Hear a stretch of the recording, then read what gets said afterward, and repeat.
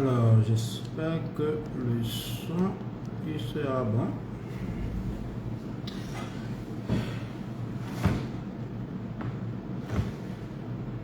Voilà, bonjour, je suis en avance. C'est mieux ainsi.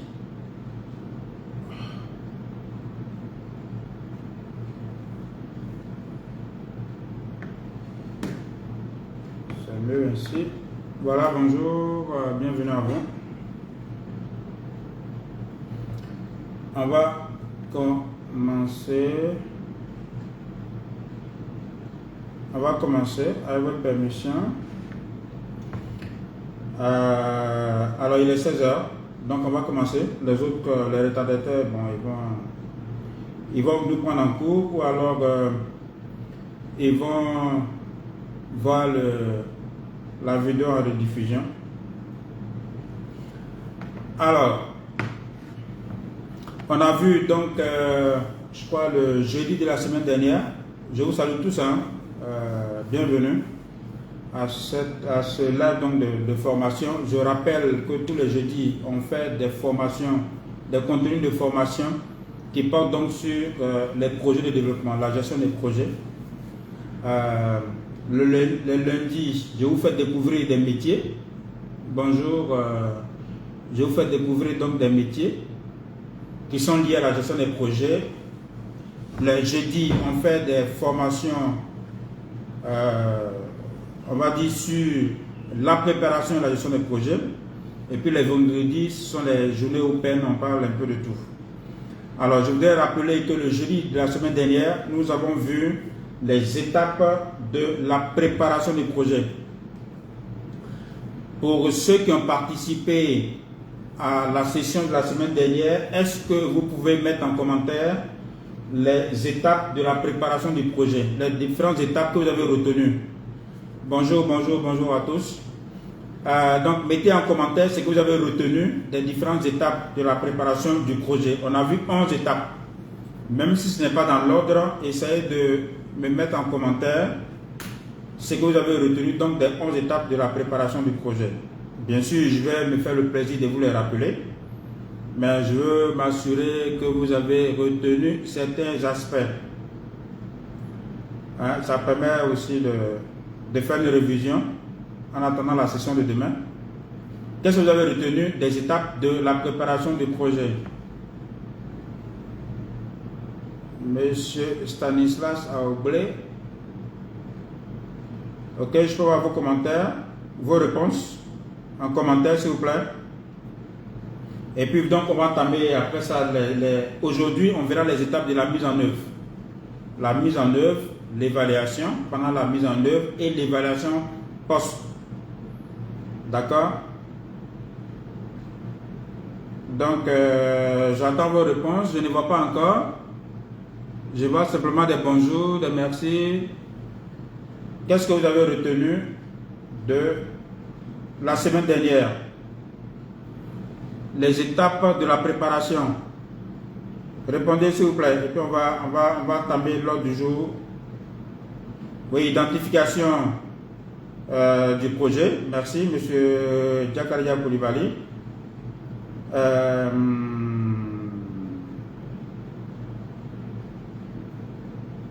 Ok. Merci, monsieur Diakaria. Donc, identification du projet. Ensuite, on a vu quoi? L'identification, c'est la première étape. La deuxième étape, c'est quoi? La deuxième étape de la préparation. Pour ceux qui nous prennent en cours, nous sommes en train de rappeler les étapes de la préparation du projet. On a vu ça la semaine dernière. Bien sûr, aujourd'hui, ce sera des étapes de la mise en œuvre. Comment on met en œuvre? Quelles sont les étapes de la mise en œuvre d'un projet? Donc, il y a un qui a déjà trouvé la première étape. Donc, la première étape, c'était l'identification du projet. Ensuite, la conception. Ok, merci, monsieur Assienet. Oui, monsieur KMP, identification du projet. Donc, c'était la première étape, n'est-ce pas? L'identification du projet. On ne va pas rentrer dans les détails. Pour ceux qui veulent des détails, ils peuvent aller revoir la vidéo de la semaine dernière. Donc, on a vu l'identification. On a vu ensuite, c'était la conception du projet. Et puis après, c'était quoi? Après la conception, qu'est-ce qu'on a? Hein, j'essaie de voir vos commentaires ici. Hein.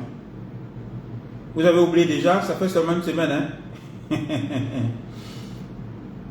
Hein? Dans 2 minutes, je vais répondre. Si vous ne répondez pas, je vais répondre. Mais je vous encourage à toujours revoir. Hein, et puis, il faut noter. Lorsque vous revisionnez les vidéos, il faut noter. L'élaboration du projet, non, ça c'est un peu vague. Hein? Donc, voilà, monsieur Palouti, donc, conception, évaluation ex ante. Voilà, c'est la troisième étape. Donc, la première étape, c'était l'identification. La deuxième étape, c'était la conception du projet. La troisième étape, effectivement, c'était l'évaluation ex ante. Merci Paul Esofuma. Et puis, donc, la quatrième étape, c'était quoi? La quatrième étape, rapidement, vous êtes sur la bonne voie. La quatrième étape, monsieur Bécoin, Gontran, voilà, la négociation. Merci. Donc, la négociation. Monsieur Kwame dit la rédaction. Bon, non. Tout ce qu'on voit là, il y a forcément des choses qu'on rédige. Hein. Donc, nous sommes dans la phase de préparation du projet. Dans la phase de préparation, on a vu qu'il y avait 8 étapes. Donc, nous avons vu ensemble, en termes de révision, la première étape, c'est l'identification du projet. Et je vous ai expliqué ce que ça veut dire et puis en quoi cela consiste, l'identification du projet. La deuxième étape, c'était la conception. La troisième étape, effectivement, c'était l'évaluation ex ante. Et à chaque étape, j'ai exposé, attendez, je vais éteindre le prime là, ça fait trop de bruit. Quelquefois dans les vidéos, après, je vois que ça fait beaucoup de bruit là-bas.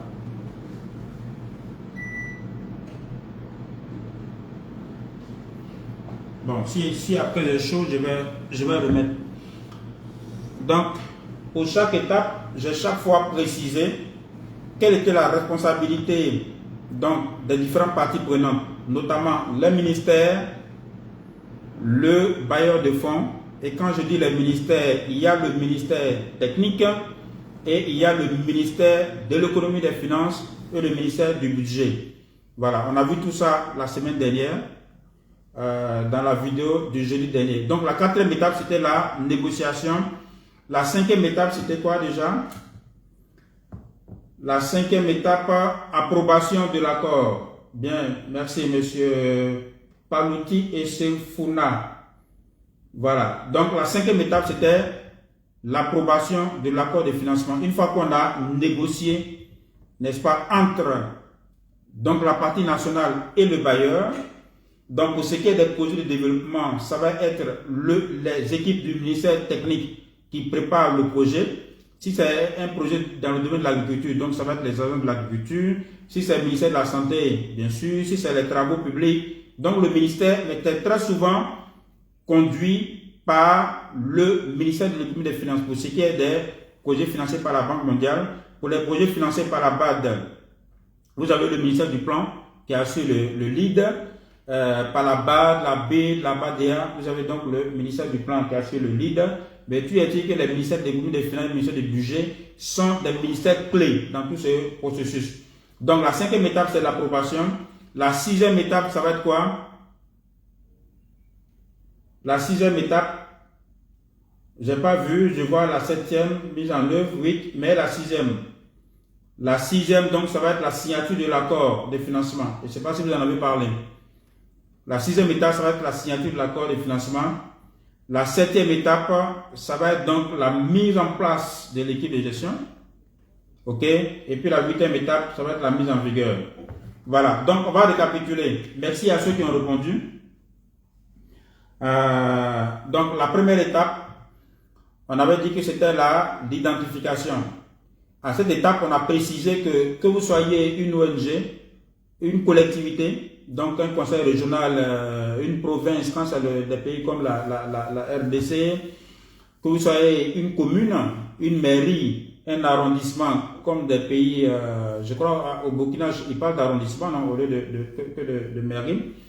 Donc si vous voulez concevoir un projet et puis avoir le financement des bailleurs, je suis en train donc de vous expliquer quelles sont les différentes étapes. Si vous êtes une structure privée, vous pouvez faire le parallèle, vous pouvez l'adapter. Ici, ça ne sera pas financé par les banques de développement, telles que la Banque mondiale, la BOAD, la BAD, mais ce sera des banques commerciales. Mais la démarche est quasiment la même. Donc, au stade d'identification, on a dit qu'il faut s'assurer que dans le plan de développement sectoriel, n'est-ce pas, que le projet est identifié. Donc c'est là-bas, parce que le bailleur, il va s'assurer que s'il finance votre projet, vous en tant que collectivité ou ONG ou ministère, que bien sûr ce projet-là entre dans le cadre des atteintes des objectifs de développement du pays. Bon, je ne vais pas revenir sur ces étapes-là. Après l'identification, donc on fait la conception. On a précisé que tout ça c'est la responsabilité des équipes du ministère ou bien de l'ONG ou de la collectivité. N'est-ce pas? Ensuite, après l'identification, on a vu l'étape, identification, conception, et c'est après cela donc qu'on va prendre attache avec la structure qu'on a identifiée pour le financement. Et c'est à ce moment-là que l'équipe, soit de la Banque mondiale, de l'AFD, ou bien de la BID, ou bien de la BADEA, ou bien de la BAD, c'est-à-dire l'entité, la banque qui va financer, c'est à ce moment-là qu'ils vont mobiliser leurs équipes, soit en interne, soit des consultants, pour faire l'évaluation ex ante. Donc, j'ai expliqué en quoi cela consiste et puis à quoi cela va aboutir, notamment le document qu'on appelle le PAD, n'est-ce pas, qui est le document de préparation du projet. C'est là-bas qu'on va, c'est dans ce document-là qu'on va préciser ce sur quoi on s'est mis d'accord. Quels sont les objectifs du projet? Si vous vous souvenez, le COSTAB, l'architecture de mise en œuvre, les procédures qu'on va respecter, c'est ce document-là qui fait objet des négociations à l'étape 4. D'accord? Une fois qu'on a négocié, les négociations se font bien sûr entre les équipes techniques du bailleur et les responsables donc, du ministère technique, accompagnés par ceux des ministères d'appui, que sont les ministères des Finances et le ministère du Budget. Mais après, il faut que le conseil d'administration de la banque qui va financer, n'est-ce pas, il faut que le conseil puisse valider. C'est ce qu'on appelle donc l'étape d'approbation. Et donc, le projet d'accord de don ou de prêt est soumis donc au conseil d'administration du bailleur pour approbation. Une fois que cela est approuvé, alors on peut signer maintenant l'accord entre le responsable donc du bailleur et le ministre qui représente donc le gouvernement, que ce soit le gouvernement malien, mauritanien, sénégalais, ça dépend des différents pays. C'est exactement le même schéma qui se fait dans le cadre des projets privés. Ok? Voilà. Donc après la signature de l'accord de financement, c'est en ce moment qu'on va mettre maintenant l'équipe qui va assurer la gestion. Vous voyez que pendant la préparation, quand ce sont les projets de développement, ce sont les directions des différents ministères qui sont impliqués. Maintenant, pour la mise en œuvre, cela dépend de ce dont vous avez convenu pendant l'évaluation ex ante et de ce que vous avez négocié. Si pendant la préparation, donc cette étape de préparation, vous avez convenu que ce soit les directions centrales du ministère ou bien les entités qui existent au niveau de l'ONG qui gèrent le projet, il en sera ainsi. Mais si vous avez convenu qu'on mette en place une équipe ad hoc comme unité de coordination de projet, donc qui va comprendre des personnes qu'on va recruter ça et là, qui maîtrisent les procédures du bailleur, alors l'étape 7 va consister à mettre en place cette équipe-là. Si on doit les recruter par appel à la candidature, on les recrute. Si ce sont des nominations, on le fait. J'ai attiré l'attention donc des différents ministères sur le fait que ce n'est pas au moment de la mise en œuvre du projet, maintenant qu'on va vouloir s'imposer au bailleur pour dire je veux nommer tant ou bien je veux tant. Non, c'est pendant vraiment la préparation qu'il faut se mettre d'accord sur tout ça. Donc, si vous estimez au niveau du ministère qu'il y a les compétences en interne, dans ce cas, vous n'aurez pas besoin de recruter du personnel, des consultants pour venir gérer le projet. Tout ça, c'est pendant la préparation du projet et cela fait l'objet de discussions pendant les négociations et c'est tout ça qui est approuvé par le conseil d'administration. Parce que je vous l'ai dit, l'accord qui soutient le financement a toujours en annexe la description du projet et notamment le PAD. Voilà. Dans le PAD, vous avez vraiment tous ces aspects. Donc, en septième étape, ça va donc la mise en œuvre de l'équipe de gestion du projet, soit par recrutement, si cela, c'est ce qui a été convenu, ou alors c'est par nomination, si c'est ce qui a été convenu entre les ministres, les ministères et l'équipe de préparation du projet. Donc, j'avais pris le soin de préciser qu'à ce stade-là, les ministères doivent, n'est-ce pas, faire intervenir vraiment des gens qui savent de quoi il s'agit. Parce que quelquefois, pendant la préparation du projet, les ministères désignent des personnes mais qui ne comprennent pas grand-chose. Hein. Voilà, qui ne comprennent pas grand-chose. Donc, et c'est dans la mise en œuvre, finalement, on se réveille, on dit non, mais pourquoi c'est comme ci, pourquoi c'est comme ça, pourquoi on ne ferait pas comme ci. Non, ça c'est pendant la préparation du projet. C'est pour ça que c'est une étape assez importante. Donc, cette mise en œuvre est huitième, on a dit mise en vigueur. Mise en vigueur, c'est comme si on dit, ok, le bailleur donne son ok maintenant pour que le projet commence les activités. C'est en ce moment que les premiers financements vont arriver.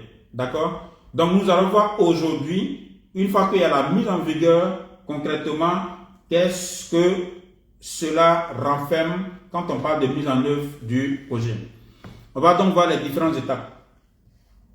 Alors, dans le cas de la mise en œuvre du projet, il y a certains points qu'on avait déjà entamés. Hein.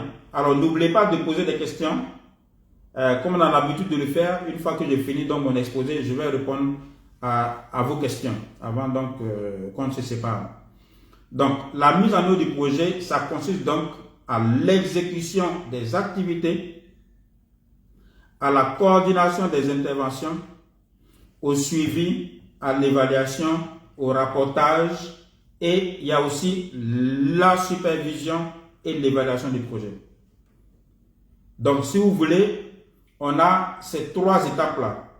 Deux qui rentrent dans le cadre stricto sensu de la mise en œuvre, et puis la dernière étape qui rentre en fait dans le cadre de la clôture et l'évaluation post du projet. Je vais vous expliquer dans les détails. Donc, lorsque vous êtes recruté ou bien vous êtes nommé pour exécuter un projet, en tant que coordonnateur ou bien les différents spécialistes dont je parle très souvent, préparation des marchés, gestion financière, suivi, évaluation, communication, secrétaire, tout ce que vous voulez. Votre rôle, c'est de faire en sorte que les objectifs qui ont été définis pendant la préparation du projet, que ces objectifs-là, et ça je le dis juste pour rappel parce que vous le savez déjà, que ces objectifs-là soient atteints dans les délais, avec la quantité, la qualité requise et à moindre coût. Donc l'objectif c'est de dépenser moins et atteindre des meilleurs résultats. Donc il faut que cela soit calé dans votre esprit pour que vous sachiez comment vous comporter. Alors, j'ai arrêté le speech, mais je commence à avoir chaud. Donc, je vais remettre. Ça fait du bruit en fait. Donc, c'est pour cela que j'avais éteint. Après, quand j'écoute les vidéos, je vois que ça fait. Il y a beaucoup de bruit en bas. Mais bon, si ça ne vous empêche pas de suivre, c'est le plus important. Donc, l'étape 9, pour ceux qui notent, vous pouvez noter. Ça va être une étape vraiment assez grande. L'étape 9, donc, ça va être l'exécution, virgule, coordination, virgule, suivi, évaluation du projet. Donc, tous les experts dont on parle depuis bientôt 2 mois maintenant, qui font partie des équipes de gestion du projet, leur travail, ça va être au niveau de l'étape 9. Donc, en quoi cela va consister? Donc, l'étape 9, exécution, coordination, suivi, évaluation.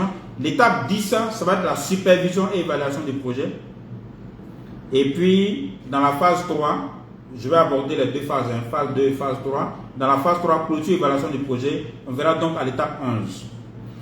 Donc, ce que je suis en train de vous montrer, c'est un schéma. Ce schéma-là est celui qui est suivi par les bailleurs multilatéraux et certaines coopérations bilatérales, n'est-ce pas? Conformément à la déclaration de Paris. Pourquoi on fait référence à la déclaration de Paris? Parce que c'est dans ce cadre-là, on demande aux bailleurs de ne pas se substituer, n'est-ce pas, aux différents États, de ne pas se substituer aux ministères. Mais leur rôle, c'est d'accompagner les différents ministères, tout en chaque bailleur restant dans son mandat. Donc c'est ce schéma-là, en principe, qui doit être respecté. Mais comme j'ai eu à le dire, lorsque quelquefois on doit préparer un projet dans un domaine donné et qu'en face il n'y a pas trop de répondants, le bailleur n'a pas trop de répondants, quasiment le bailleur fait presque tout en fait.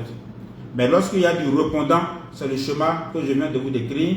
Il y a des moments où on a la responsabilité du ministère seul, il y a des moments où c'est le ministère et les équipes du bailleur, il y a des moments où c'est le bailleur seul, et puis une fois qu'on a fini ça, la mise en œuvre n'est que l'exécution de ce sur quoi on s'est mis d'accord. Voilà, ce qu'on a convenu. Donc, cette démarche-là peut être suivie, ce que je viens d'expliquer, ça peut être suivi par les ministères, par les ONG, par les collectivités territoriales, mais aussi vous pouvez faire un parallèle si vous êtes dans le secteur privé et que vous voulez monter un projet pour rechercher le financement, vous pouvez bien entendu faire un parallèle et puis suivre la même démarche. Ok?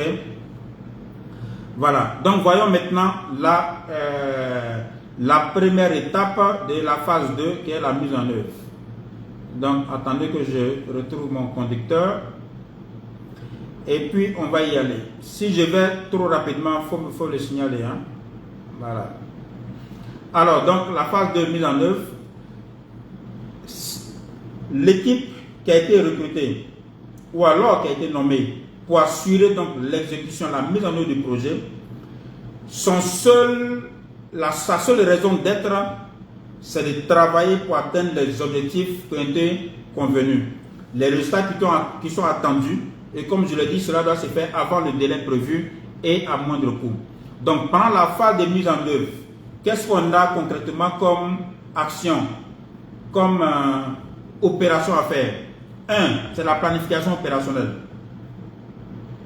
Parce que quand vous arrivez, quand vous êtes surtout vous êtes en début de projet, quand vous arrivez, il n'y a pas de plan opérationnel. D'accord? Il n'y a pas de plan opérationnel.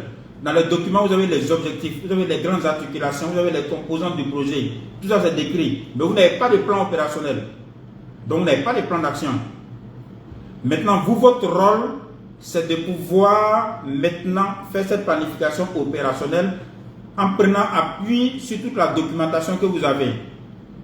On a déjà parlé de la planification opérationnelle, souvenez-vous.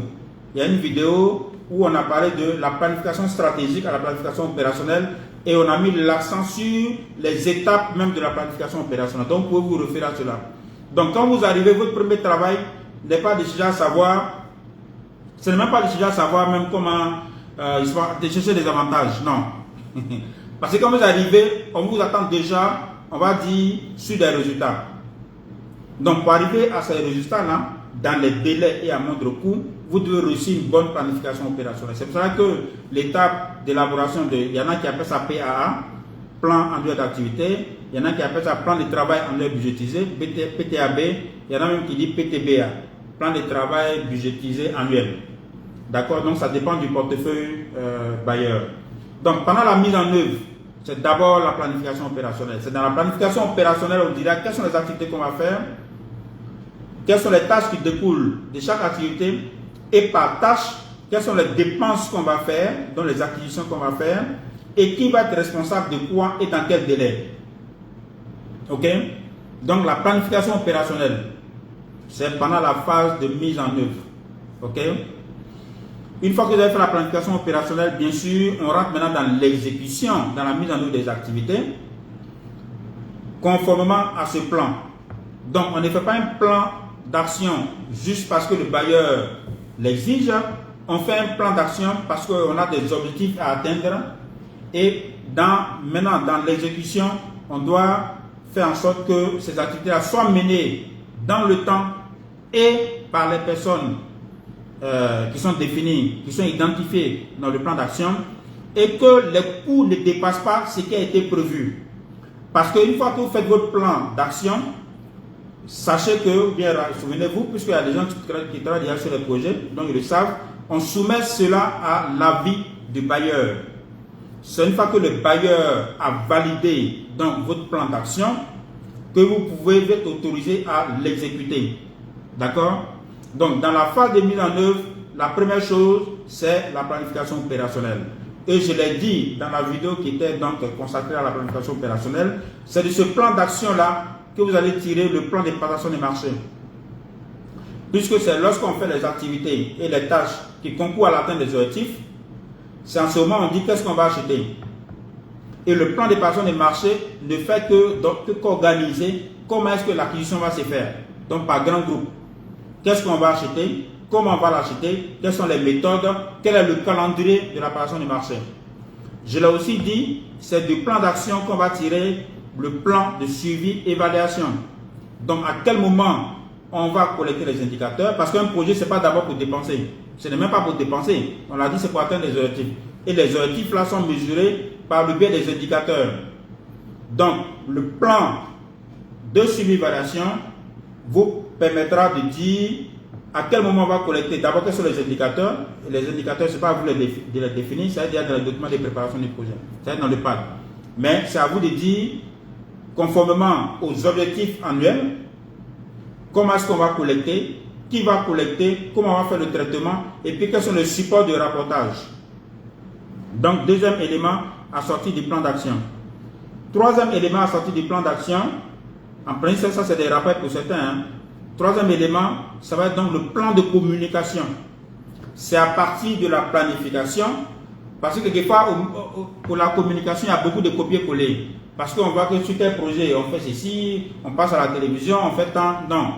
La communication doit être avant tout stratégique, avant d'être opérationnelle. On doit savoir pourquoi on communique, sur quoi on communique, et puis quel est l'objectif de la communication.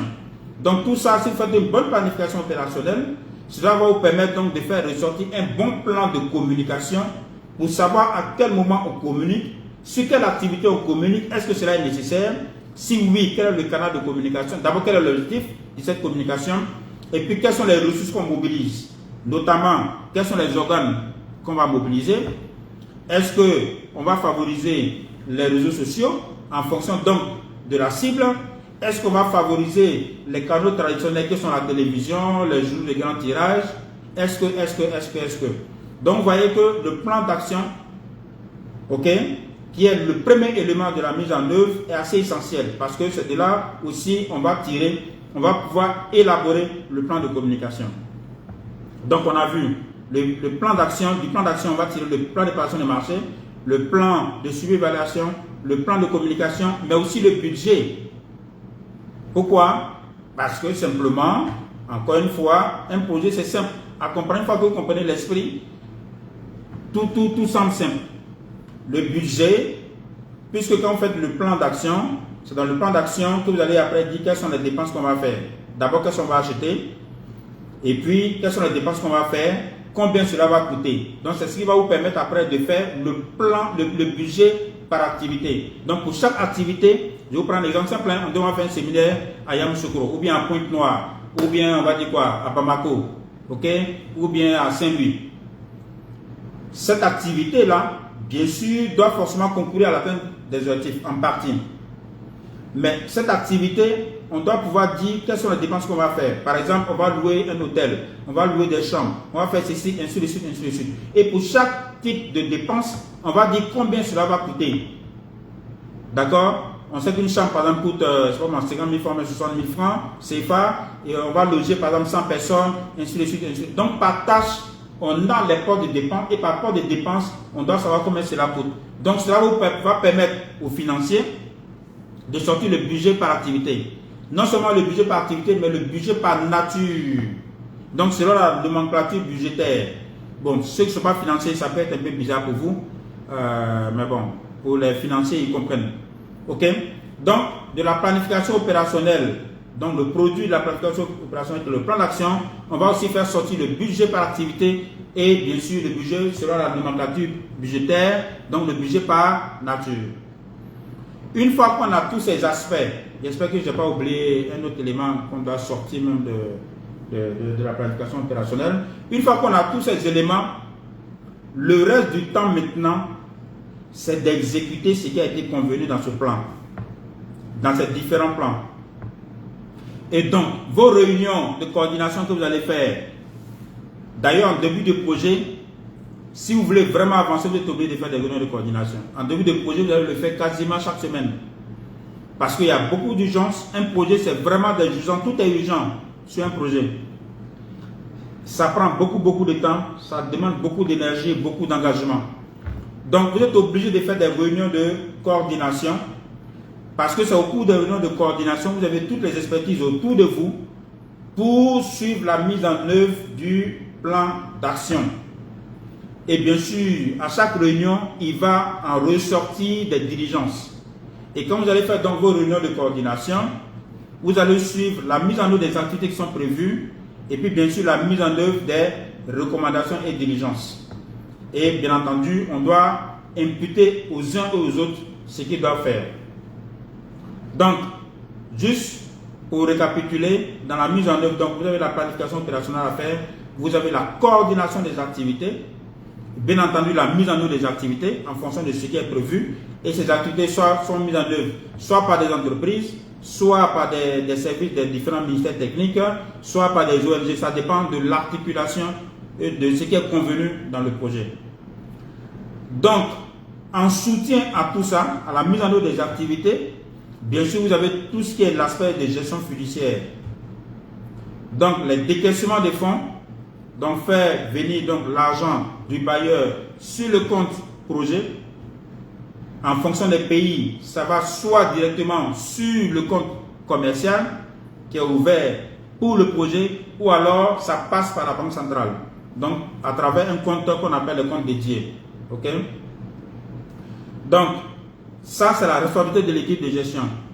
Les décaissements, bien sûr, l'équipe de gestion ne travaille pas en vase clos. Il y a des choses que l'équipe de gestion ne peut pas faire sans les directions publiques.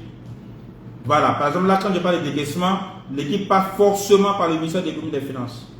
Voilà, notamment la direction de la dette publique, pour ce qui est de la Côte d'Ivoire. Donc, chaque pays a un peu son organisation, mais ça ne s'éloigne pas trop de ce que je suis en train d'expliquer. Donc, les décaissements de fonds, mais aussi, bien sûr, la gestion comptable et financière. Donc, on a déjà fait une publication en présentant de façon sommaire le rôle des spécialistes de gestion financière. Donc, sont eux qui sont chargés au sein des équipes de gestion de projet des décaissements de fonds, de la gestion comptable et financière. Et bien sûr, eux, ils viennent pour payer des dépenses, je veux dire, des prestations qui sont faites.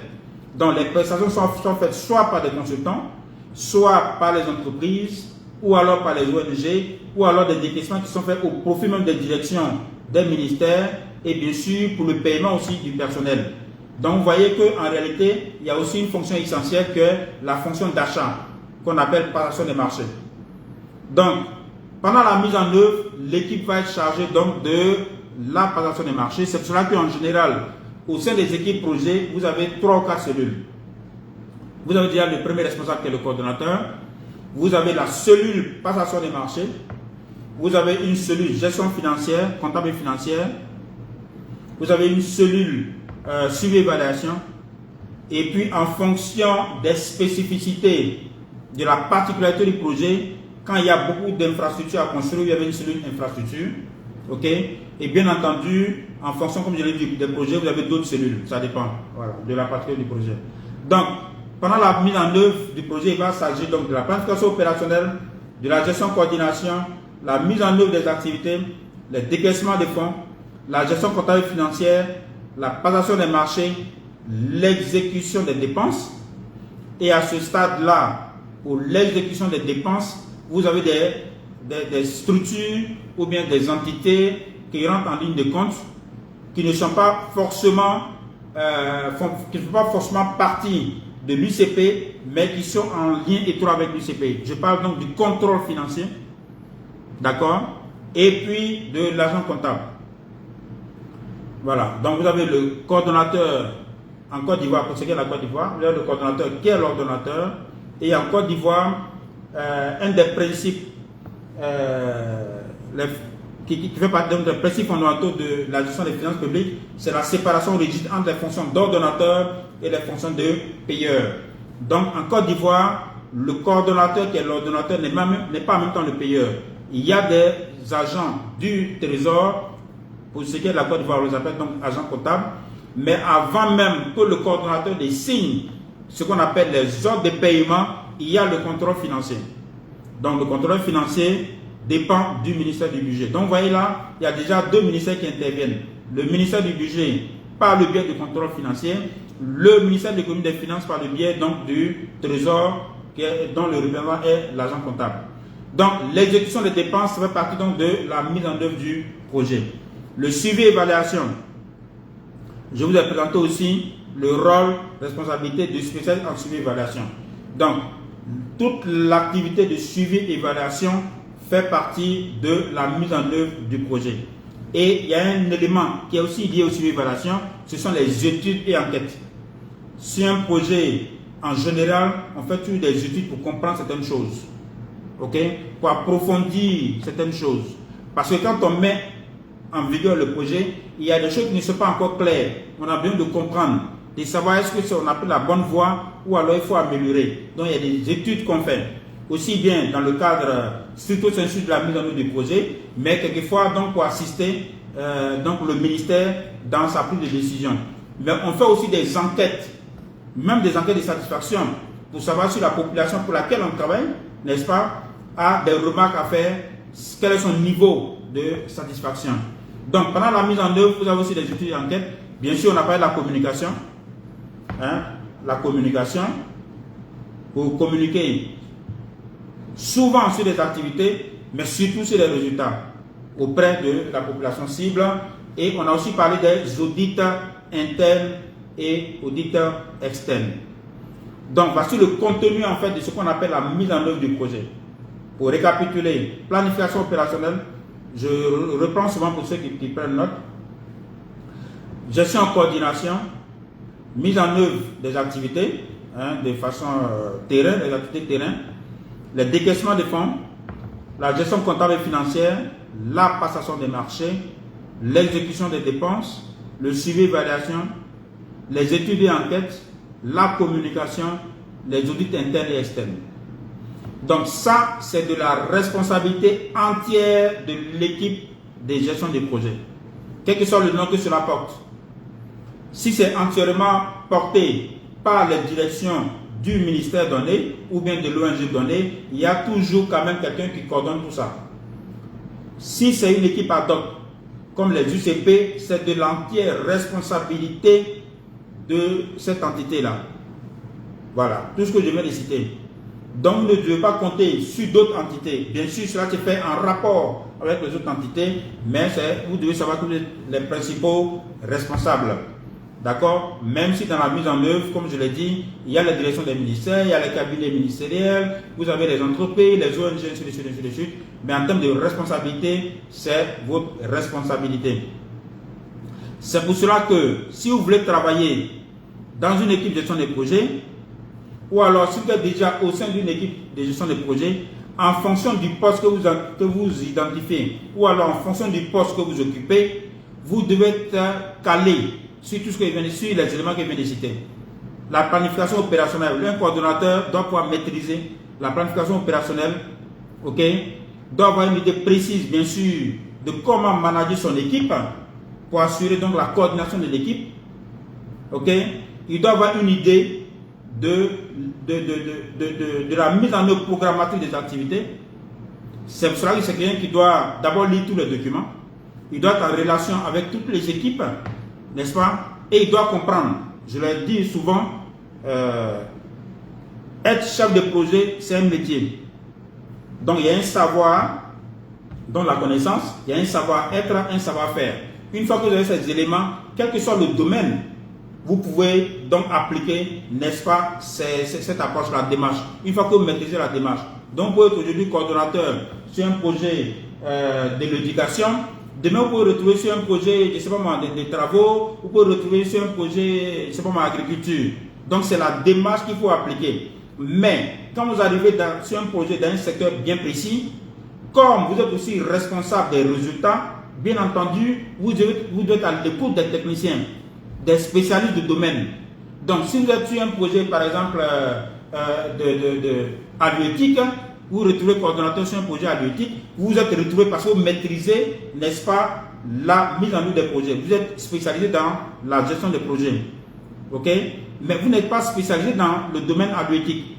Donc, vous devez avoir l'humilité de pouvoir écouter ces spécialistes parce que cela va vous aider dans votre rôle de coordination. Vous devez lire, bien sûr, pour vous instruire. On ne vous demande pas d'être spécialiste dans le domaine technique, parce que votre technicité, c'est la gestion des projets. C'est ça votre technicité. Mais quand vous êtes dans un domaine donné, donc il faut pouvoir lire, il faut écouter et avoir l'humilité de recevoir, d'accepter de recevoir les autres.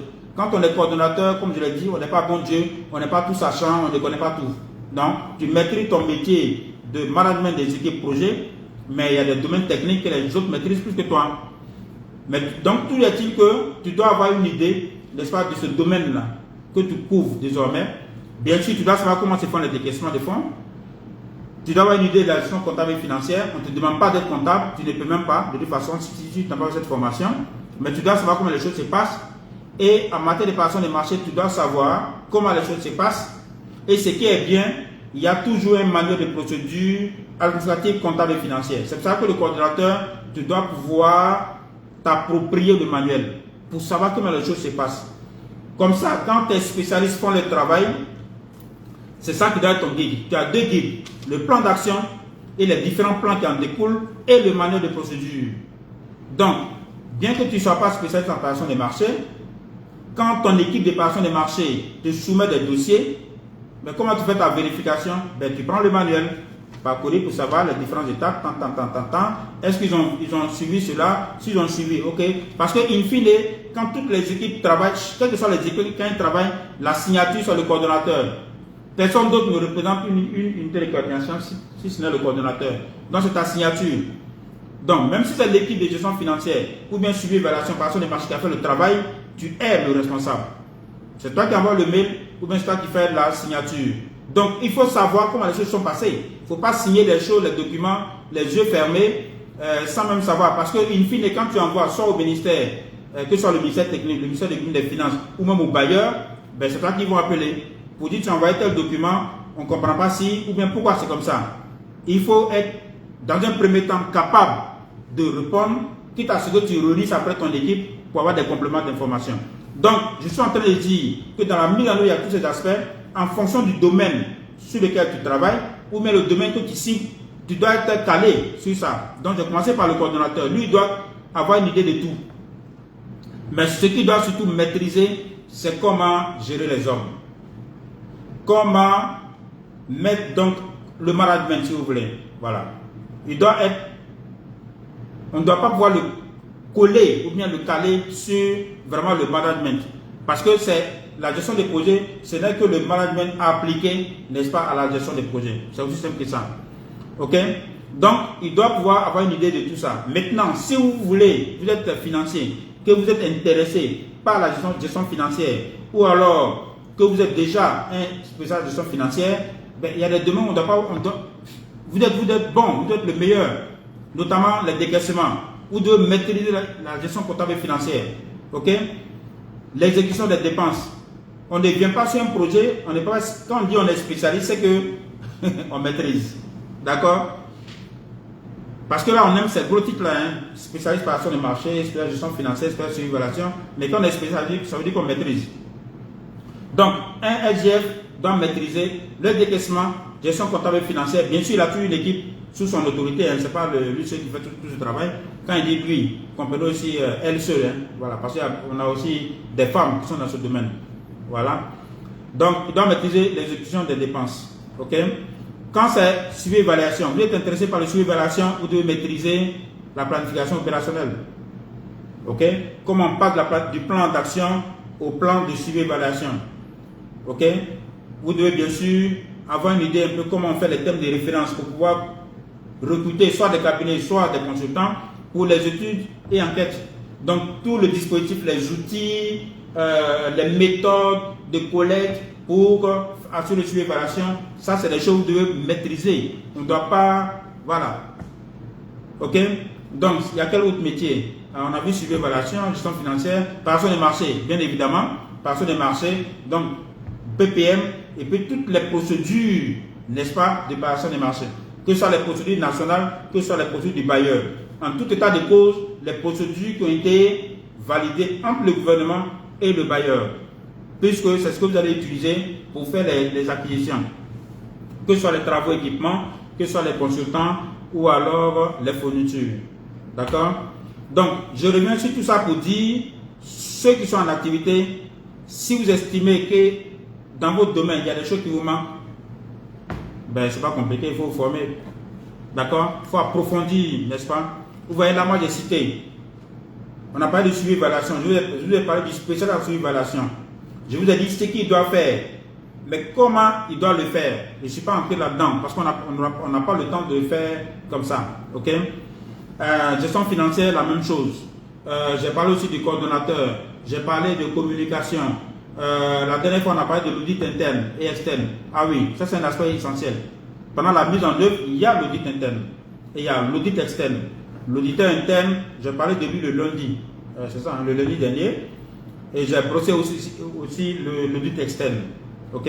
Donc, bien entendu, si vous voulez être auditeur interne au sein d'une équipe projet, ben, il faut maîtriser. La seule façon de maîtriser, c'est de faire des formations qualifiantes. Mais avant, donc même avant les formations qualifiantes, ce qu'on va faire dans les jours à venir, je vais prendre des spécialistes de chaque domaine. Moi, je vous ai présenté les différents métiers. Ok? Je suis spécialiste dans mon domaine du management. Mais je ne suis pas un spécialiste en suivi-évaluation. Je ne suis pas un spécialiste en préparation du marché. Je ne suis pas un spécialiste en gestion financière.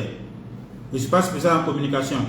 Chacun doit maîtriser ce qu'il a à faire et bien le faire dans le temps. Donc, pour approfondir un peu tous ces aspects qu'on a vus, dans les jours à venir, je vais prendre des spécialistes qui vont venir vous parler, n'est-ce pas, de ces différents domaines. Voilà. Donc, tout ce que vous avez à faire, c'est de pouvoir vous connecter, c'est de prendre note et puis, bien entendu, poser des questions. Maintenant, si après tout ça, vous voulez des formations qualifiantes, des formations avec des certificats pour approfondir, je pourrais bien sûr vous orienter vers des formations qualifiantes qu'on organise déjà. Ça ne pose pas de problème. Mais l'objectif de ma page ici, c'est de faire ce qu'ils sont en train de faire, c'est de partager avec vous le maximum d'informations. Ok? Voilà. Donc, on a vu l'étape 9, exécution, coordination, suivi, évaluation. Il y a l'étape 10 qui est une étape assez importante. C'est l'étape de supervision périodique du projet. Ce que vous devez savoir, lorsque l'équipe qui est chargée de la gestion du projet donc mène les activités, il y a bien sûr une supervision qui se fait pour s'assurer, n'est-ce pas, que le projet est mis en œuvre conformément à ce qui avait été décidé. Puisque vous avez une entité qui est en train de travailler, donc il faut qu'il y ait des entités, je vais dire supra, pour s'assurer que le projet est en train d'avancer dans le sens qui était prévu. Pour ne pas attendre au dernier moment, pour se rendre compte, ben, écoutez, ils ont dévié. Non. Donc, pour tout ce qui est projet en cours de développement, il y a la supervision, il y a une supervision périodique. Donc, comme je l'ai dit, ça permet de savoir à quel niveau on est et puis d'apporter les ajustements. Quels sont ceux qui font ces supervisions? C'est essentiellement, je vais commencer par la partie nationale, le comité de pilotage. En fonction du bailleur, vous avez soit des comités, comme ils appellent ça, des comités de pilotage, il y en a qui appellent ça comité de surveillance, mais c'est à l'image des conseils d'administration en fait, quand c'est des entreprises privées ou bien quand c'est des ONG. Donc quand c'est une ONG, c'est le conseil d'administration qui va faire la supervision. Ce n'est pas au conseil d'administration de gérer le projet. S'il vous plaît, il y a beaucoup de querelles dans les ONG à cause de ces choses-là. Une ONG, il y a l'harmonie, la paix, tant qu'il n'y a pas l'argent. Mais il suffit qu'ils aient un petit financement de 1 milliard, 2 milliards, c'est fini, ça crée la zizanie, parce que personne, du coup, tout le monde veut être le gérant. Non, le conseil d'administration, son rôle n'est pas de gérer. D'accord? Son rôle, c'est de superviser. Voilà. Vous avez vos entités, vos différents services. Soit vous les mettez. D'ailleurs, je pense que je vais faire une formation quand même, une live aussi sur les différents types d'organisations. Parce que tout n'est pas de type adocratique comme les UCP. Il y a d'autres types. Un commando matriciel, peut-être un jour je vais faire une présentation sur ça. Donc l'ONG met à plat l'équipe pour l'exécution, mais comme on parle de supervision, c'est le conseil d'administration qui fait la supervision. Pour les projets de développement, il y a toujours des comités présidés par les ministres de tutelle.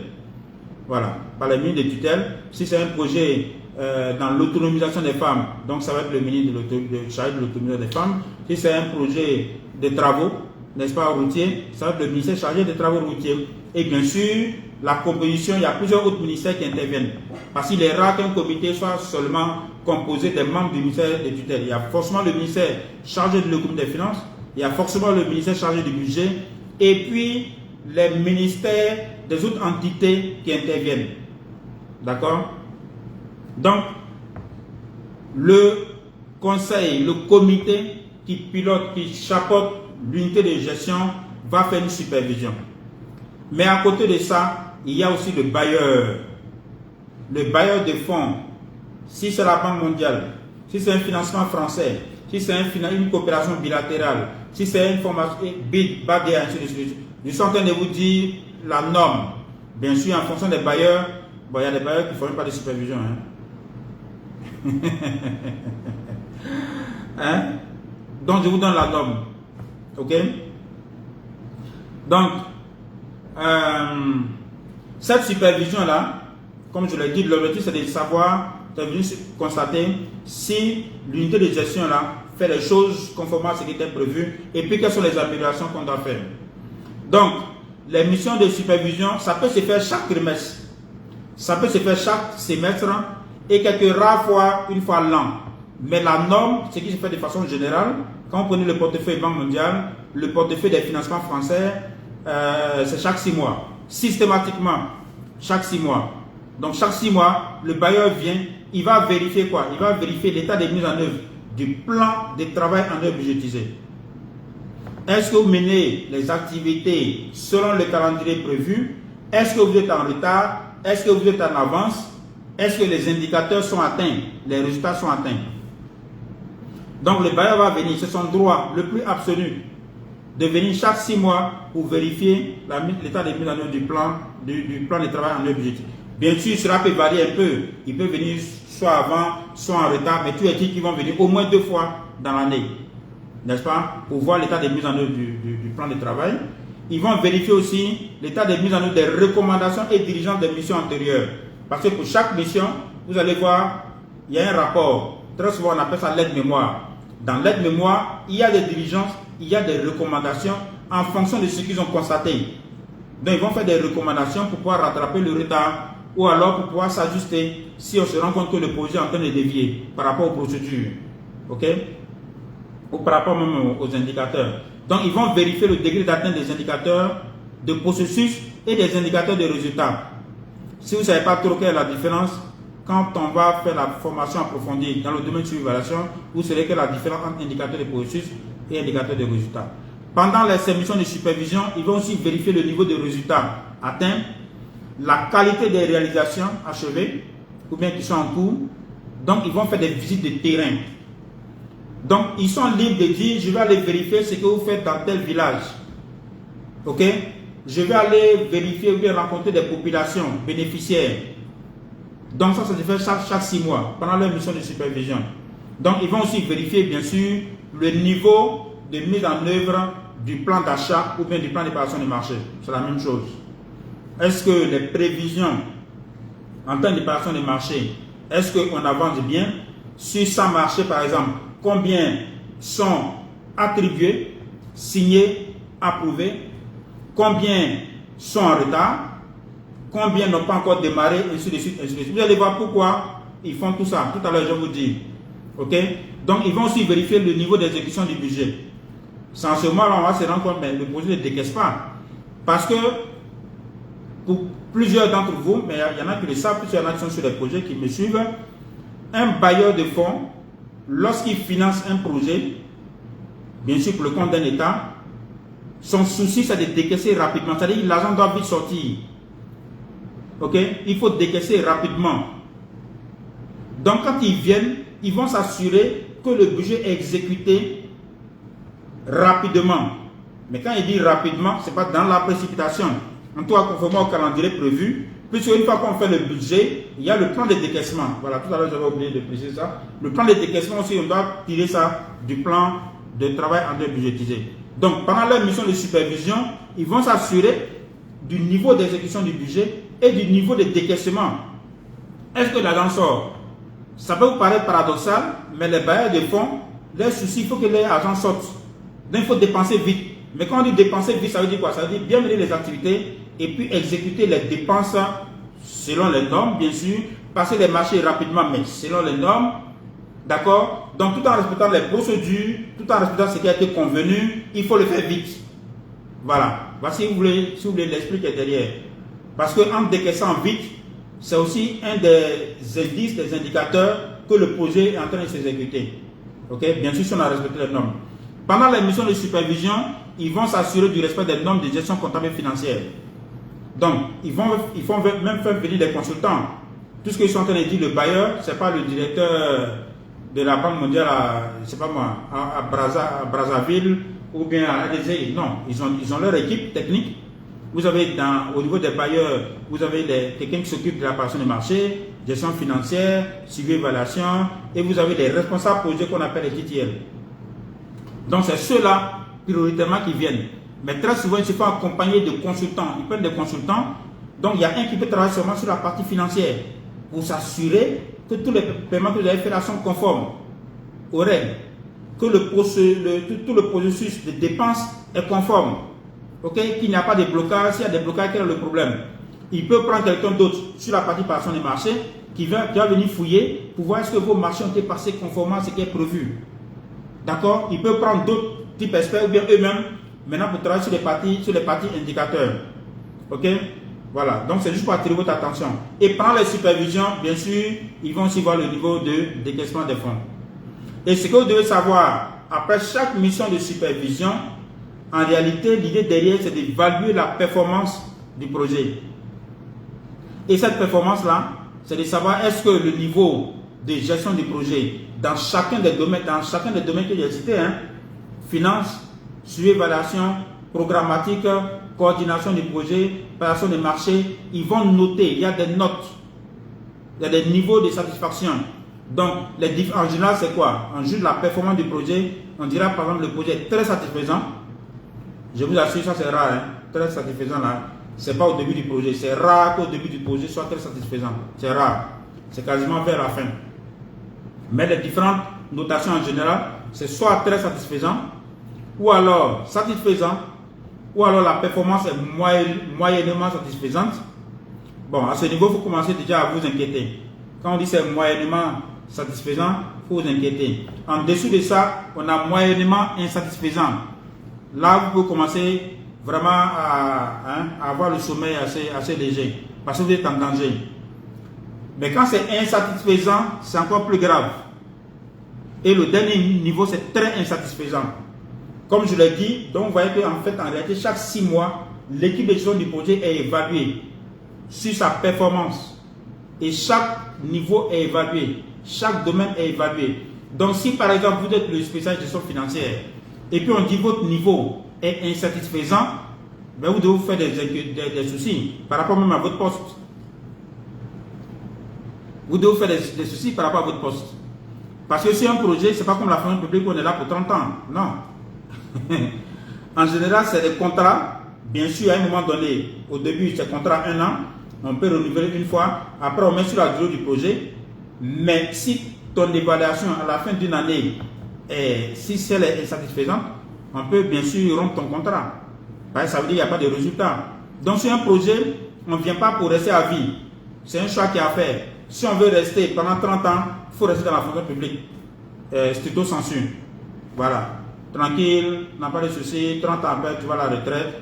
Tu as ta pension tranquille. Si ça te satisfait, tu restes ça. Mais si tu viens sur les projets, il faut savoir qu'il y a une grosse pression. Parce qu'il y a des résultats, il y a des procédures à respecter. Et chaque 6 mois, vous voyez qu'il y a cette évaluation-là qui est faite pendant la mission de supervision. Je le dis, pas pour vous effrayer, mais pour dire que vous devez travailler vite en respectant les procédures pour qu'à chaque mission de supervision, ce soit au moins moyennement satisfaisant. Voilà. Donc, une fois qu'ils font cette évaluation-là, étape par étape, n'est-ce pas? J'ai dit les différents domaines qui cherchent à évaluer. Il y a le management général, donc ça c'est le coordonnateur. Si on note que le management général est insatisfaisant, bon, le coordonnateur, faut t'inquiéter en fait. Il faut redoubler d'efforts pour rattraper rapidement le retard, mais sinon il faut commencer à t'inquiéter pour toi. La gestion comptable et financière, ça c'est le RAF. La préparation des marchés, c'est spécialiste sur l'évaluation, spécialiste en préparation des marchés. Et puis, bien entendu, le suivi évaluation, c'est le responsable sur l'évaluation. Il y a d'autres domaines, tels que les sauvegardes environnementales et sociales. Donc, il y a toujours, souvent, pas tous les projets, ce n'est pas systématique, mais soit le coordonnateur recrute un consultant, soit on prend un spécialiste en sauvegarde environnementale ou sociale. D'accord? Donc, tous ces aspects-là sont vraiment notés. Donc, juste pour vous dire qu'il faut mettre en œuvre, il faut faire les choses comme je suis en train de vous l'enseigner, rapidement, en respectant les procédures. Et bien entendu, après chaque mission de suivi et évaluation, il y a donc des recommandations qui sont faites, il y a des diligences qui sont formulées, et tout ça est contenu dans un rapport de supervision qui est en général appelé donc l'aide-mémoire. Donc, une fois que vous avez ces rapports-là, ce que vous avez à faire, c'est de vous focaliser sur les recommandations et les diligences. Vous mettez cette diligence-là dans votre plan de travail. D'accord? Pour que à chacune de vos réunions de coordination, vous puissiez faire le suivi de la mise en œuvre des diligences. Il ne faut pas laisser ça dans l'aide-mémoire et puis c'est 6 mois après, à 2 semaines de la prochaine supervision, que vous posez 1001 questions de savoir ce qu'on a mis en œuvre les diligences. Non, non, non. Il faut que ce soit les audits internes, audits externes, les CPPA, les revues sectorielles, les missions de supervision, il faut toujours prendre à votre compte les rapports, prendre à votre compte les diligences et recommandations et les intégrer dans votre plan de travail. Pour pouvoir donc affecter aux différents responsables et puis vous faites le suivi pendant les réunions de coordination pour vous assurer que donc vous tenez en compte les recommandations qui ont été faites. N'est-ce pas? Voilà. Donc on vient de voir les missions de supervision. J'ai mis l'accent sur la supervision faite par les bailleurs. Parce que très souvent, c'est ce qui s'est fait, mais le comité de pilotage a aussi le droit de faire des missions de supervision. Parce que le bailleur, lui, fait sa supervision pour son compte. Maintenant, le comité de pilotage, présidé par le ministre, peut faire aussi ses missions de supervision. Mais il est préférable que ces missions-là s'effacent avant la mission du bailleur. Pourquoi? Pour quelle raison? Simplement pour que en partie nationale, puisse constater les faiblesses et puis au besoin faire des recommandations rapidement avant même que le bailleur n'arrive. C'est pour cela qu'il est recommandé de tenir des comités de pilotage chaque trimestre, chaque 3 mois. Donc ça vous permet non seulement au ministère, mais au comité de pilotage de savoir quels sont les problèmes, de pouvoir anticiper sur les diligences et recommandations. Comme ça, quand le bailleur arrive, parce que quand le bailleur arrive, c'est vrai, c'est l'équipe de gestion du projet, mais c'est toute la partie nationale. N'est-ce pas que le bailleur vient à la limite superviser en griffe. Donc ce n'est pas au même moment que le ministre ou bien son directeur de cabinet doit constater les différences du projet. Ça ne va pas se faire au moment où il y a la supervision du bailleur. Ça va se faire bien avant. D'accord?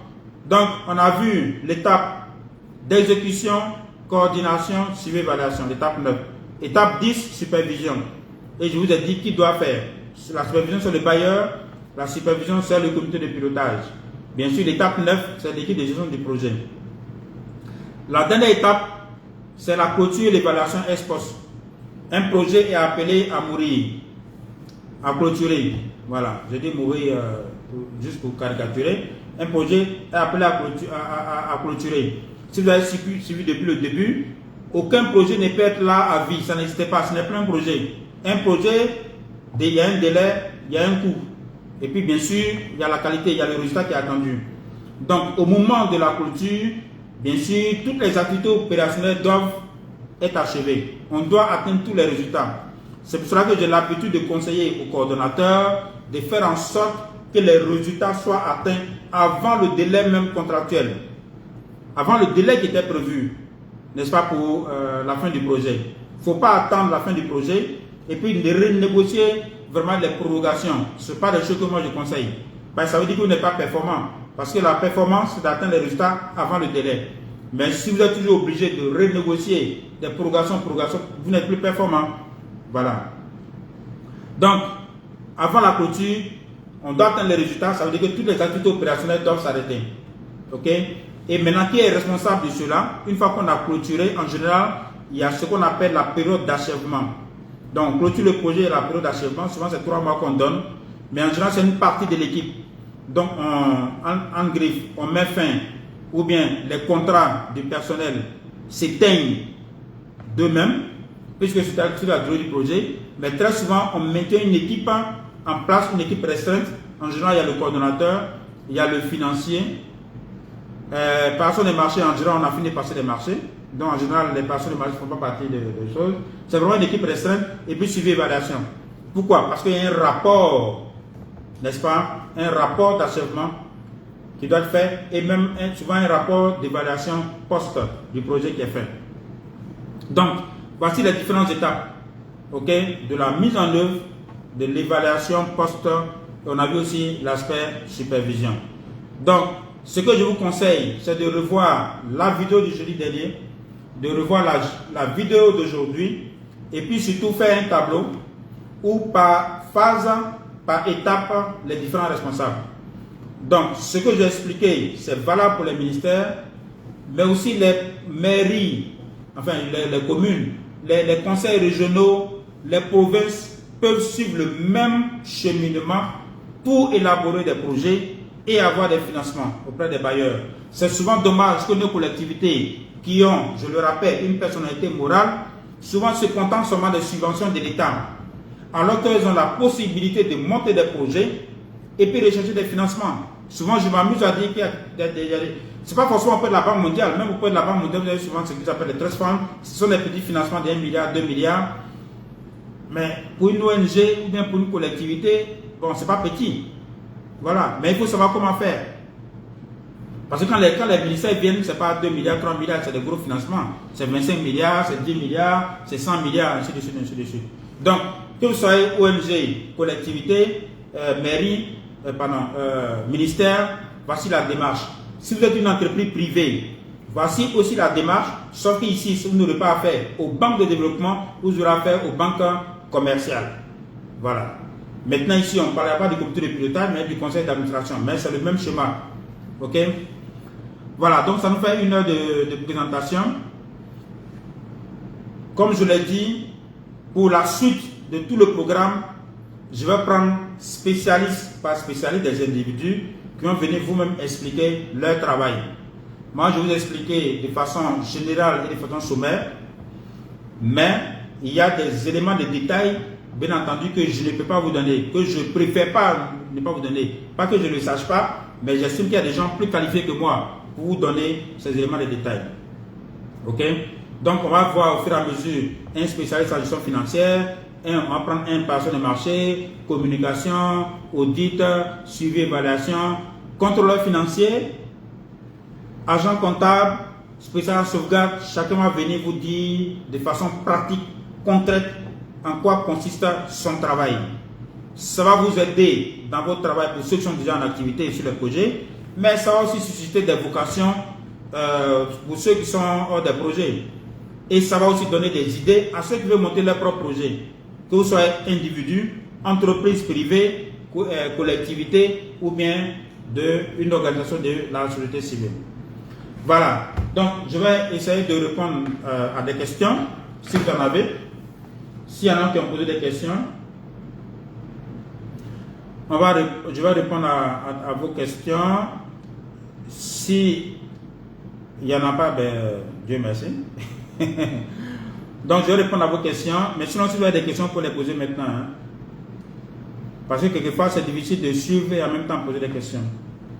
Donc, je vais me connecter à partir d'ici. Avec cette tablette, je vois mieux que quand c'est ici. Là.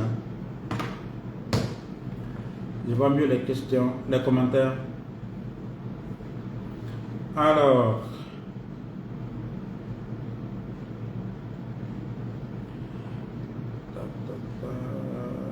les questions.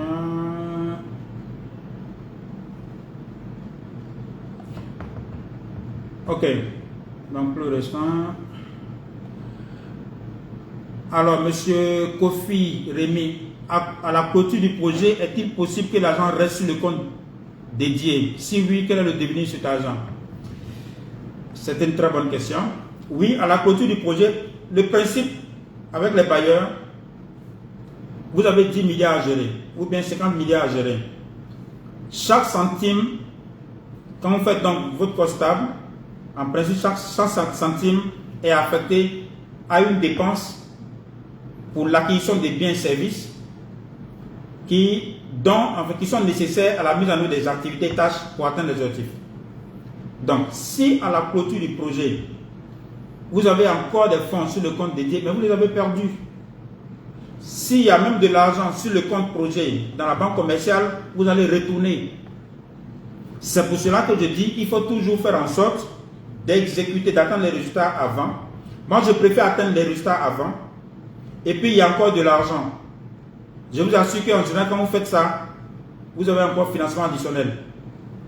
Parce qu'on dit que vous avez bien travaillé. Voilà, j'ai eu la chance vraiment de connaître ces cas de figure avec, par exemple, le projet PGDEC et même le CDD emploi, quand je coordonne le BCP emploi avec mes équipes, que je salue d'ailleurs. J'ai eu la chance d'avoir une très très bonne équipe. On a eu un premier financement de 25 milliards en 2012. Le terme, je crois, c'est 2015. C'était un projet de 3 ans. Avant le terme, on avait atteint les résultats. On a eu un deuxième financement additionnel. Je crois que c'est le double même, c'est même 50 milliards. Avant le terme, on a atteint les résultats. Juste avant que je démissionne en 2018, on avait un troisième financement. Voilà, on a eu le principe en octobre 2018. Moi, j'ai démissionné, j'ai déposé la lettre de démission en septembre, mais j'ai arrêté en décembre 2018. Donc, pour dire, sur les projets, il ne faut pas avoir peur d'atteindre les résultats avant le terme. Si vous atteignez les résultats avant le terme, que c'est bien exécuté, vous êtes performant. Qui n'a pas envie d'avoir une équipe performante? Que ce soit le bailleur, que ce soit les ministères, ils vont vous donner encore des financements. Donc, pour répondre à la question de M. Kofi, Rémi, si l'argent, à la clôture du projet, l'argent reste sur le compte projet, bien sûr, ça retourne. Maintenant, la question, ça va où? Ben, quelquefois, ça retourne au bailleur. On a connu ce cas en Côte d'Ivoire, hein, où des projets, il y a eu prorogation, c'était des projets financés par la Banque mondiale. Mais à un moment donné, la Banque mondiale a dit non, c'est bon là, on ne va pas projet à vie. Ils n'arrivent pas à atteindre les résultats, ils ne vont jamais atteindre. Et quelquefois, ce que vous devez savoir, surtout quand c'est des dons, ces fonds-là peuvent être affectés à d'autres pays. Ces fonds-là peuvent être affectés à d'autres pays quand c'est des dons. Parce que le bailleur vous fait don pour atteindre, je prends l'exemple simple, pour atteindre des résultats sur 3 ans ou bien sur 5 ans. Au terme des 5 ans, bon, l'équipe n'a pas atteint les résultats. Et puis on demande une progression souvent de 1 an, 2 ans. Au terme, l'équipe n'a pas atteint les résultats. Mais finalement, le bailleur se dit, ben, écoutez, ça veut dire que vous n'avez pas besoin de cet argent. Ou alors ce pays-là ne va pas avancer. Donc, quelquefois, l'argent est retourné, le bailleur réaffecte ça à d'autres pays. Donc, vous voyez l'intérêt d'être efficient sur un projet. Parce que quelquefois, si vous ne l'êtes pas, bien sûr, ce sont les populations qui vont perdre. Surtout quand c'est des dons. Et quand c'est des prêts, c'est encore plus grave. Puisque quand c'est prêt, ça veut dire que le pays paye des intérêts. C'est pour ça que vraiment, une des raisons pour lesquelles j'ai fait tout ça là, c'est pour que les équipes puissent atteindre. Moi, je ne suis plus coordonnateur à temps plein. Hein. J'ai arrêté ça depuis 2018. Voilà. Là, je suis sur une ou deux missions que le Premier ministre a bien voulu me confier. Mais c'est des missions de court terme. Ok? Je suis beaucoup plus dans le renforcement des capacités et puis sur d'autres affaires pour mon propre compte. Mais c'est un plaisir pour moi de partager, n'est-ce pas, ces expériences avec les coordonnateurs, les collègues, les spécialistes. Pourquoi? Parce que quand les projets sont efficaces, c'est pour le bien des populations. Ça permet d'avoir des routes, d'avoir des pompes, d'avoir des écoles, d'avoir des dispensaires, ainsi de suite, ainsi de suite. Parce qu'il y a beaucoup de financements dans tous nos pays africains, il y a beaucoup de financements des bailleurs. Et en général, on met en place des équipes. Mais si ces équipes ne sont pas performantes, et quand c'est des dons, bien sûr, le pays va perdre. Voilà. Alors, M. Patient Muyendo, ça doit être la RDC, ça. Sur quoi on doit se focaliser de manière brève pour que la performance soit de nos côtés en tant que coordonnateur. Muyendo, je pense que j'ai fait une publication sur la fonction de coordonnateur. Hein. Maintenant, pour résumer, comme je l'ai dit, en tant que coordonnateur, il faut savoir que vous êtes là pour les objectifs. D'abord, pas pour vos salaires. Ok? Les salaires, bien sûr, vous les négociez. Voilà. Mais il faut avoir l'esprit que tu n'es pas là pour 30 ans. Si le projet c'est 5 ans, dis-toi que tu dois atteindre les résultats en 4 ans. Donc, tu te focalises sur quoi? L'élaboration du plan d'action. Une fois qu'il y a le plan d'action, s'il y a un manuel de procédure, toi, ton rôle, c'est de faire en sorte que chacun mène ses activités conformément au calendrier en respectant les procédures. C'est un rôle de management. Ok? Et donc, tu dois mettre l'accent sur le respect des procédures, sur l'atteinte des indicateurs à temps opportun, avec la qualité requise, et bien sûr, tu assures la gestion de l'interface. Donc, avec le cabinet du ministre, avec les bailleurs, bien sûr, avec tout le reste qui tourne autour. J'ai fait une publication déjà sur ça, sur la fonction de coordonnateur. Monsieur Camara, quels sont les éléments qui rentrent en compte au cours de l'évaluation du projet? Bon, encore une fois, j'ai fait brièvement une présentation sur ça pour les spécialistes sur l'évaluation, mais comme je l'ai dit, il ne faut pas vous presser. Je vais prendre des spécialistes qui vont venir entrer dans les détails. Ok? Donc, pour ne pas que ce soit long, sinon l'évaluation du projet, ça repose essentiellement sur les indicateurs. Ok? On dit on doit faire 1000 km de route avec telle qualité requise, en respectant telle procédure. Est-ce que cela est fait? C'est simple. C'est comme quand vous voulez évaluer quelqu'un. Il faut l'évaluer sur la base de ce sur quoi vous avez convenu dès le départ. C'est la même chose pour un projet. On a dit voici les résultats atteints, les indicateurs de processus, les indicateurs de résultats, et puis voici les différents calendriers. Donc ils viennent vous, pendant l'évaluation, est-ce qu'on atteint les résultats selon le calendrier prévu? Ok? Et est-ce qu'on a respecté les procédures? Donc c'est tout ça qui rentre en compte, qui rentre en ligne de compte pour l'évaluation du projet. Mais je vais prendre des spécialistes qui vont entrer dans les détails. Alors, pourquoi l'évolution se fait chaque 6 mois? Pourquoi la supervision se fait chaque 6 mois et non 3 mois pour permettre que l'équipe de gestion ait plus de temps pour attendre s'il faut? Non, comme je l'ai dit, la supervision du bailleur en général c'est 6 mois. Mais il est bon qu'il y ait une supervision du comité stratégique. Si vous êtes une ONG, votre conseil d'administration doit pouvoir faire une supervision chaque 3 mois. Pourquoi? Ça permet au conseil d'administration d'être informé des difficultés, de formuler des diligences et recommandations et pouvoir faire le suivi de cela avant que le bailleur n'arrive. D'accord? Mais si c'est chaque 6 mois, comme pour le bailleur, très souvent, le ministre ou bien le président du conseil d'administration même, il prend connaissance des difficultés du projet en même temps que le bailleur. Alors que non, quand le bailleur arrive, le ministre, qui est d'abord le président du comité de pilotage, doit avoir tous les éléments même pour faire une présentation même sur le projet. Et puis le coordonnateur est à côté pour autre chose. C'est ça qui est le bon schéma, en réalité. Donc c'est pour cela qu'il est mieux que le bailleur fasse chaque 6 mois. Mais il ne faut jamais le faire chaque année. Parce que si vous attendez l'année là, il y a des résultats annuels. Donc il ne faut pas attendre que l'année finisse avant de se rendre compte que tout est, voilà, tout est à côté de la plaque. Ok? Monsieur Kouadjane, est-ce que les réunions de coordination se font combien de fois par semaine? Moi, ce que je conseille, c'est de faire une réunion par semaine. Parce qu'il faut laisser faut pas le faire chaque jour. Il faut laisser la possibilité à chaque membre de l'équipe de mettre en œuvre ce qui a été convenu. Ce qui doit mettre en œuvre, il y a le plan d'action, il y a aussi les diligences et les recommandations des réunions.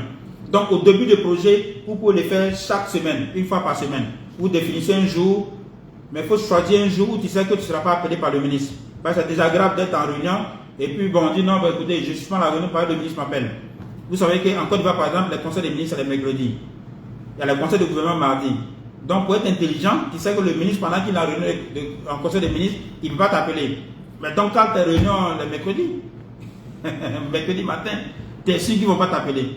Donc, il faut toujours trouver un jour dans la semaine où vous faites des réunions. Ça, c'est au début du projet.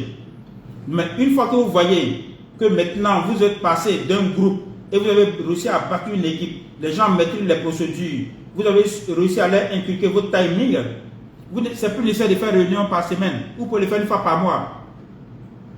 Vous pouvez le faire une fois par mois. Parce que maintenant, le rythme, il est bon. Ok? Vous pouvez le faire une fois par mois. Quels sont les résultats? Quelles sont les difficultés? Qui n'a pas fait quoi? Ainsi de suite, ainsi de suite, ainsi de suite. Mais au début, il faut le faire une fois par semaine. Après, vous pouvez le faire une fois par mois. Mais il ne faut jamais dire on ne fait pas de réunion de coordination. Il faut toujours en faire, mais c'est la fréquence qui compte peut revoir. Mais si vous êtes coordonnateur, vous ne faites jamais de réunion de coordination, vous serez surpris, mais désagréablement. Alors, quelle est la différence, M. Zoumanigui, Maxime Zoumanigui, quelle est la différence entre la supervision et le suivi? Le suivi, c'est fait par l'équipe de gestion.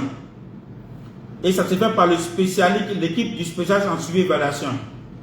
En fonction des indicateurs, ils vont faire le suivi de la mise en œuvre des activités, ils vont faire le suivi des indicateurs. Ok? Donc ça, c'est un travail, je vais dire, quasi quotidiennement. Bien sûr, il y a des périodicités, mais quasi quotidiennement, en termes de collecte d'informations, de traitement, de rapportage. Par contre, la supervision se fait par des entités qui sont au-dessus de l'équipe de gestion. Donc, je l'ai dit, il y a la supervision du bailleur, il y a aussi la supervision du comité de pilotage ou bien du conseil d'administration, quand c'est une entreprise privée. Et cela se fait périodiquement, soit trimestriellement, soit semestriellement. Mais le suivi, c'est quasiment, on va dire quotidiennement, hein, c'est tout le temps, par l'équipe de gestion du projet. Monsieur Digo, au cas où l'application des procédures pose problème, quelle démarche adopter pour éviter des retards d'exécution? Mais si les procédures posent problème et que les procédures qui sont dans le manuel de procédures, vous les avez fait valider par le bailleur, mais il faut soumettre une révision du manuel.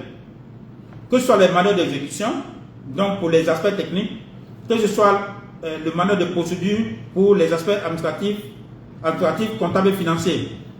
Il faut soumettre une révision du manuel. Si les procédures qui ont été définies au début, vous vous rendez compte que ça pose problème, ben, il faut proposer une révision du manuel. Mais il faut respecter le même canevas par lequel le manuel, les procédures ont été approuvées. Il faut respecter le même canevas, le même schéma pour que ce soit révisé. Mais il ne faut pas mettre en œuvre, il ne faut pas utiliser les procédures qui ne sont pas validées par le bailleur en se disant de toute façon, ce qui a été validé, on ne le respecte pas. Quand ils vont venir, même si vous avez atteint de bons résultats, ils vont dire que vous ne respectez pas les procédures.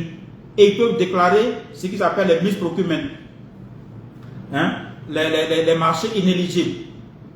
Ah, d'ailleurs, je voudrais attirer votre attention sur ça. Il faut essayer de réduire le maximum possible tout ce qui est inéligibilité. Inéligibilité, c'est quand, par exemple, vous faites des acquisitions ou bien vous faites des paiements qui violent les règles des procédures. Donc, quand il y a la supervision ou bien l'audit, ils vont déclarer cela inéligible et très souvent, ils demandent de rembourser. Et ça vous met en mauvaise posture pour la simple raison que l'aide mémoire, donc le rapport de supervision, en général, c'est transmis au Premier ministre avec les ministres en copie. Et très souvent, je taquine souvent les coordonnateurs. En ampliation, le coordonnateur est le dernier en bas, comme ampliataire. Donc, on vient de superviser, mais le rapport, ce n'est pas toi. Hein? C'est le Premier ministre. Les ministres en copie, et puis toi, tu es le dernier ampliataire. Donc, il faut éviter que dans le rapport de supervision, ben, tu sois en mauvaise posture parce qu'on estime que ça c'est inéligible, ça c'est inéligible. Le meilleur moyen, c'est de respecter les faits, respecter les procédures par vos collaborateurs et de veiller à cela. D'accord? Alors, donc, si les procédures, donc je réponds à la question de M. Digo, si les procédures, vous estimez que ça pose problème, il faut les réviser. Voilà. Mais il ne faut pas faire autre chose et puis dire non, de toute façon, dans le manuel, ce qui est écrit là, ce n'est pas applicable. Ils vont vous dire, même si ce n'est pas applicable, c'est ce qu'on a approuvé. C'est ce que vous avez proposé qu'on a approuvé. Donc, vous allez faire autre chose. Alors, M. Badedji, comment mettre sur pied une équipe de coordination et quels profils peuvent-ils figurer? Bon, M. Badedji, j'ai déjà fait une présentation sur ça. Hein. S'il vous plaît, essayez de relire. D'ailleurs, il faut révisionner le maximum de vidéos. Demain, vendredi, je pourrais revenir sur les questions qui sont liées aux vidéos passées. Ou hein, le dimanche, j'ai fait un post pour dire que ce vendredi-là, ça va être révision générale. Donc, toutes vos questions, hein, un peu comme celle que M. Badedji a posée, demain, on va prendre 1h30 pour répondre à toutes ces questions-là. N'est-ce pas? Toutes les questions qui sont liées aux vidéos antérieures. Ce serait vraiment avec beaucoup de plaisir. Mais pour ne pas qu'aujourd'hui la session soit assez longue, je pense qu'il y en a qui vont aller regarder les matchs. Donc, M. Badedji, je reporte ça à demain. Si j'oublie, vous pouvez revenir là-dessus. Demain, 16h, on va faire une révision générale. Je vais répondre à vos questions. D'ailleurs, si vous avez déjà des questions, vous pouvez me les envoyer inbox ou bien il faut retrouver le post que j'ai envoyé le dimanche et puis vous allez en commentaire poser les questions. Indicateur de résultats, indicateur de performance, c'est la même chose, M. Kofi. Pour une ONG qui vient des nets, peut-elle candidater pour les projets financés par les bailleurs? Ça va être un peu compliqué. Hein, ça va être un peu compliqué. C'est comme quand vous créez nouvellement une entreprise et puis vous voulez compétir aux appels d'offres.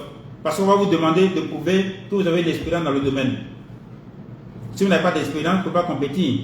Je l'ai dit la dernière fois, une ONG qui vient de naître, le meilleur schéma, c'est d'être un peu sous-traitant d'une ONG qui a un financement. Donc ça vous permet de faire votre expérience. Et puis à un moment donné, vous postulez. C'est la même chose pour une entreprise que vous venez de créer. Vous ne pouvez pas faire des appels d'offres. Mais vous pouvez être sous-traitant, travailler pour une entreprise, vous faire votre expérience, ça vous fait des nombre d'années d'expérience. Après, vous pouvez voler vos propres ailes. D'accord? C'est comme un individu. Tu n'as aucune expérience dans la gestion des projets. Mais si on dit on cherche par un spécialiste sur l'évaluation, avec 5 ans d'expérience, tu n'as aucune expérience en sur-évaluation, il ne faut pas postuler. Cherche d'abord comment est-ce que tu vas te faire l'expérience, soit par le stage ou d'une façon ou d'une autre, avant de postuler.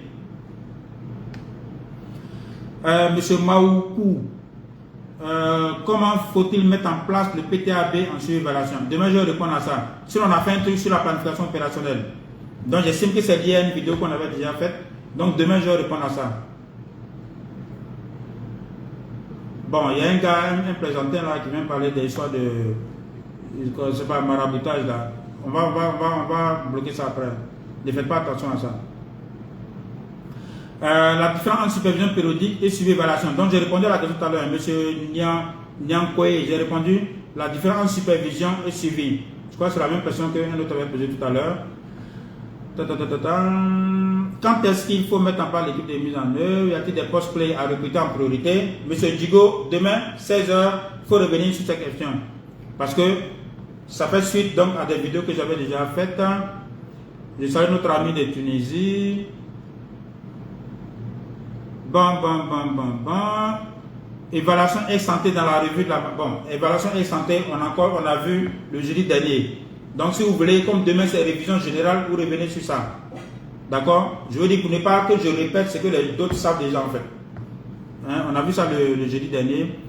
Voilà, donc pouvez-vous revenir sur comment faire un plan d'action? Il y a une vidéo sur ça. Monsieur Miondo, j'ai l'impression que vous prenez en cours. Si on a fait un truc sur le plan d'action, je ne sais plus combien de semaines ça fait. Essayez d'aller revoir ça. Et puis demain, si vous avez des questions, on s'attrape demain à 16 h. Bon, en l'absence de manuel de procédure d'exécution, sur quel référentiel l'auditeur va se baser? Monsieur Kola Sekou, il demande, en l'absence de manuel de procédure d'exécution, sur quel référentiel l'auditeur va se baser?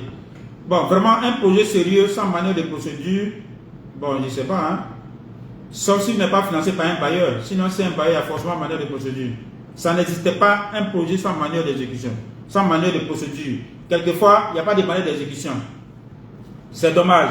Mais sinon, en principe, il y a un manuel d'exécution, souvent qu'on appelle manuel opérationnel, et puis un manuel de procédure. Donc, il doit forcément avoir un manuel de procédure. Sinon, s'il n'y a pas de procédure, comme vous l'avez si bien dit, l'auditeur interne va prendre appui sur quoi? Puisque l'auditeur interne vient voir si vous exécutez conformément aux procédures. Mais s'il n'y a aucune procédure, c'est à la tête, c'est la convenance de chacun. Bon, ça c'est un peu compliqué. Mais ça, je ne suis pas sûr que ce soit sur un projet de développement. Ce n'est pas possible qu'il n'y ait pas de manuel de procédure.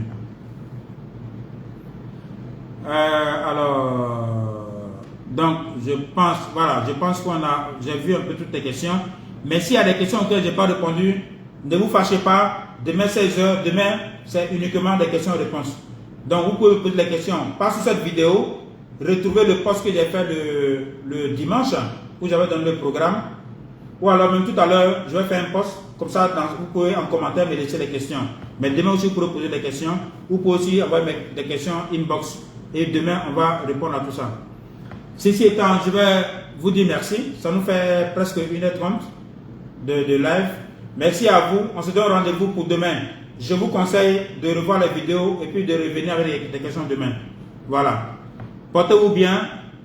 Que Dieu bénisse chacun de vous. Voilà, demain, 16 h. Bye bye.